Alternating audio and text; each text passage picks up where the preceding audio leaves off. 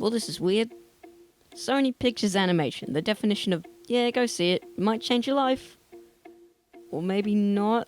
Sony Pictures Animation is an animation studio founded in 2002 by Sony. Apparently Sony looked at Pixar and DreamWorks and decided that they could do that.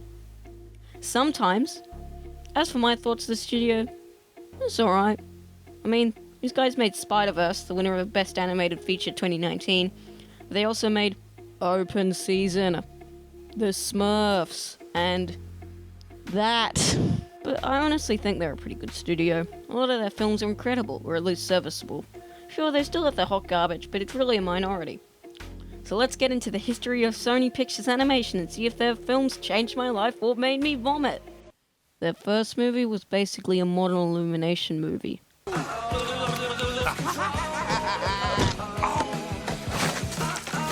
Open Season was about a bear and the other guy, and they have to escape the forest. Fail. Then they made a movie that wasn't actually garbage. Surf's Up was a movie about surfing penguins, but the unique bit of it was that it was shot in the style of a sports documentary, something that hasn't really been done before. The story was uplifting, the music was pretty good, and the water physics and animation was stellar for 2007. It was pretty good. Then they totally overthrew everything. Cloudy with a Chance of Meatballs was amazing. 2009 was the year that Sony's rival studios all made amazing movies. Not only that, but Fantastic Mr. Fox was released, potentially the best movie of that year. But even with the steep competition, Cloudy with a Chance of Meatballs still stood out as one of the best movies of 2009. Despite not having a unique style like Surf's Up, the absolute imagination at work here gives it an amazing feel, and oh my god, that animation. It's so vibrant and smooth, and the cartoony art style gives it its own feel. It was so good that it was nominated for Best Animated Feature, and rightfully so. Then the Smurfs movie is an embarrassment to animation as a whole. Just looking at it, you can see how terrible it really is. Ah! In 2011 and 12, Sony released two films in collaboration with Aardman Animations, Arthur Christmas and the Pirates, both of which were well received by critics and audiences alike. I really like both of them because they retain the animation from Cloudy with a Chance of Sausage Rolls. Then, holy crap, they released Hotel Transylvania, which was animated similarly to Cloudy. It was just amazing. Soon after that we got this, and also the sequel to one of their best movies, and it's fine. The animation is stellar, but the story was just okay.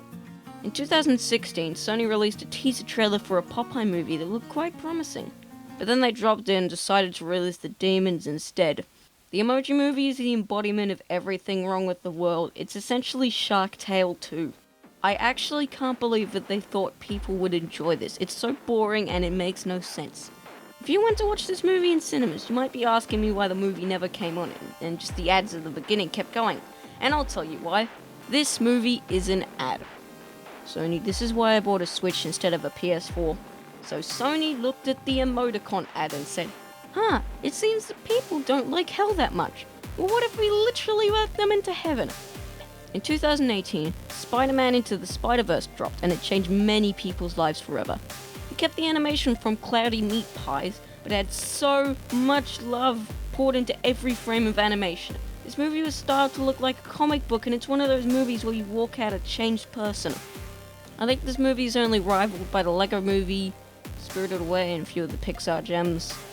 Honestly, words could never do it justice. The story is the main part of what makes it so good. It's an uplifting, mature tale of the kid who got Spidey powers. This movie just hits every beat it attempts, lands every joke, and is still completely uplifting. Now, what's next for Sony?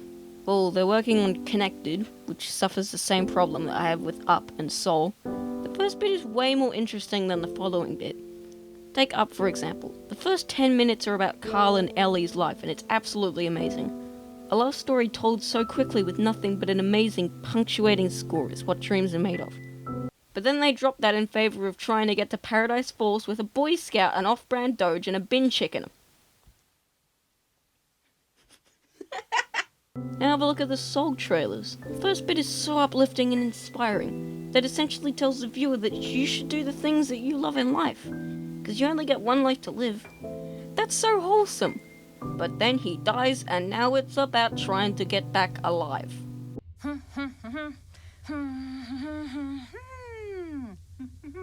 Great. Now, I have no doubt that Soul will be an amazing film, and Up was still a good movie, but they could have done so much more. Connected is about a family that has split thoughts on technology, like most, and the goal of the movie is to prove that technology can bring people together and help people express their passions. Just kidding, it's now about evil robot guys trying to enslave humanity. My least favorite thing about what we've been shown so far is that it doesn't seem to pick sides, like, who's right, who's wrong. Also, there's a pug in it. Okay, so what have we learned? I don't know. Some things don't need learning in them. But if you do want to learn, why don't you check out our sponsor for the